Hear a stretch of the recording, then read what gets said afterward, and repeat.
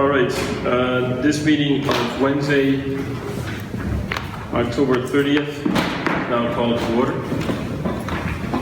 Why don't we begin with public comments?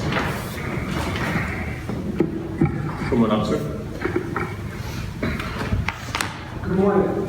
Good morning. My name is Strahs. I'm a voter in 15-6, and a recent machine demonstration, I had a concerning conversation with the judge of elections there, and that was with regard to the process of what's being called spoiled ballots. Now, spoiled ballots are really the closest thing that we have to voter-verified paper ballots. So they're a critical component of election security, reliability, faith in the process. That little piece of paper that you get out of the machine is pretty important. So I was told by my judge that, in fact, when you're involved with a spoiled ballot, which is really simply the exercise of voter verifying one's ballot to the extent that that system actually works, we have a problem because the judge is going to be removing people to the end of the line after they decide to exercise that role and looking at the ballot and deciding, you know what, for whatever reason, that's not right. So think about it. This is a fundamental disincentive. People who are using this, who are being vigilant about their ballot, are then being forced to the end of the line, right? So that they can get it right this time, or that the machine can get it right. Again, whatever the problem is, they are being vigilant about this paper ballot and want to do it over. Well, that's both nonsensical and counterproductive, right? Now, I understand, and I'm not clear about this, that there's kind of some lack of clarity about what the policy is. My judge said that she has the option for doing that, right? So that another judge perhaps might not do that, might handle the issue differently. So, number one, I want to point out that it doesn't make any sense at all to punish somebody who is exercising their voter verifiability function. And second, we do need a clarification on this because the judge said that she has the option. So at this late date, I would hope that we can get some clarity and that judges around the city can know how to handle this issue. All right, thank you. I would encourage you to leave the information for the City Commissioner's office so that they can inform on the proper procedures. Can we get a response now or at some point during the meeting? And to explain anything that you might need clarity. Thank you. Next comment?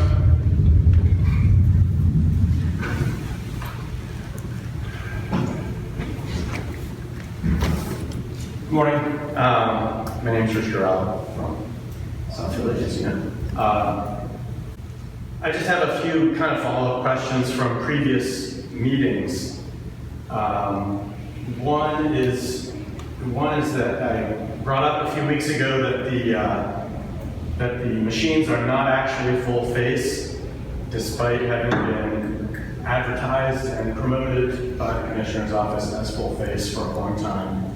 And I note that the publicity material that's online at the Commissioner's office still says that it's full face and all candidates will be on one page. So somebody really ought to correct that because it's giving misinformation still. It's been a few weeks. Secondly, I wanted to ask about the procedure, again, for meeting the conditional certification of the ExpressVote XL. This is a procedure that is required by the State Department for these machines to be certified. If it's not followed correctly, the machines are not certified and the election won't be held on a certified system. Those procedures have to do with commingling the ballots so that the ballots are not in the order that people voted them. That's to protect voter secrecy. So it would seem that the Board of Elections should have or must have or probably has written up some way to meet that condition for certification that has to happen that evening.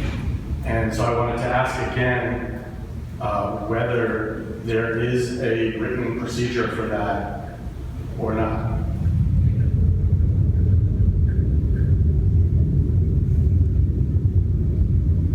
So I'm going to, I guess I'll take that as a no, because if there were a written procedure, I would think it would be available to the public. And I also wanted to ask again whether it's possible for the public to observe the proceedings at the Central Tabulation Center, which, according to election law, says that the public is entitled to observe insofar as it's practical. So I would hope that you could tell the public whether, I mean, if it's not practical, just tell us that it's not practical and why it's not practical, or if it is practical, tell us when we could show up and observe that as the law says. Is that something that you can do? Okay. As far as the procedure and the prospect and method of public audit, we received that inquiry last week, and it's under consideration. Under consideration, okay. Do you expect that it would be publicized like 48 hours in advance or anything like that? In advance of what? In advance of when it happens. Of course. Okay. Great, thank you.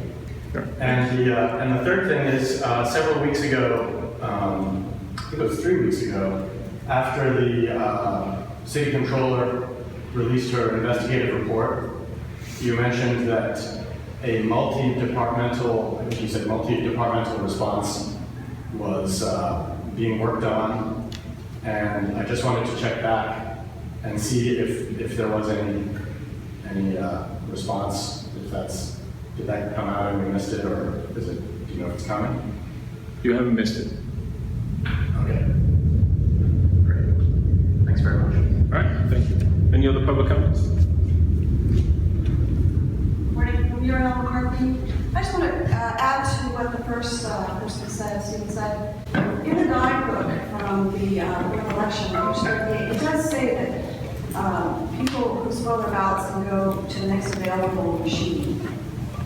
And that contradicts the training that I reported and observed in another demo from the city that said that people who spoil their ballots have to go to the back of the line. So there's definitely something in writing that says that somebody who spoils the ballot has to go to the next machine. That doesn't mean that it's the absolute very next machine. It could be that if there's only one machine, they have to go back to the line. It's nebulous. So I'm concerned that in these hundreds of demos that the city was able to conduct, a lot of people have been trained to tell people to go to the back of the line. And that's still an issue of creating disenfranchisement for anybody who doesn't have time to wait again. Just wanted to clarify that there is a contradiction in the material and the training that the city has provided. Thank you. Any other public comment? All right, hearing no response, we'll go to supervisor reports. Mr. Kelly. Morning, Commissioner. Good morning, Your Honor. Morning. As far as the registrations are concerned, I'm reporting for Joe Lynch. All registration activities are up to date. We mailed out 60,000 ID cards for the polling place changes. And so the county board, as of today, the county board has received a total of 4,717 absentee applications, 1,068 civilian, 1,544 alternatives, 1,868 online applications, 113 walk-ins, 101 civilian overseas, and 23 military applications for the November 5th general election. All applications received have been processed and ballots mailed. We have received 1,688 completed ballots in the office. The deadline to receive absentee applications was Tuesday, October 29th at 5 p.m. The deadline to receive the voted civilian ballots is Friday, November 1st by 5 p.m. All alternative ballots must be received in our office by close of polls on Election Day. Military and civilian overseas ballots must be received no later than November 12th, 2019. As of 5 p.m. Tuesday, October 29th through Friday, November 1st, we will be accepting emergency applications only for voters who found out after 5 p.m. Tuesday that they will not be in the county on Election Day. These applications must be notarized from Friday, November 1st until the close of polls on Election Day. All last-minute emergency applications must be notarized and approved by the Court of Common Pleas. I also like to add on that what a good job the staff at the county board did the last couple of days, getting inundated with all these online applications. They stayed late, processed everything, and we just barely made it the last 2 nights to the Southwest Post Office to get all the ballots out by 9 o'clock. So people that actually probably went online last night at 4:45 and put their applications in probably will get their ballot today. And they did a real good job. So I just like to put that on the record. Wonderful. That's it. All right, thank you.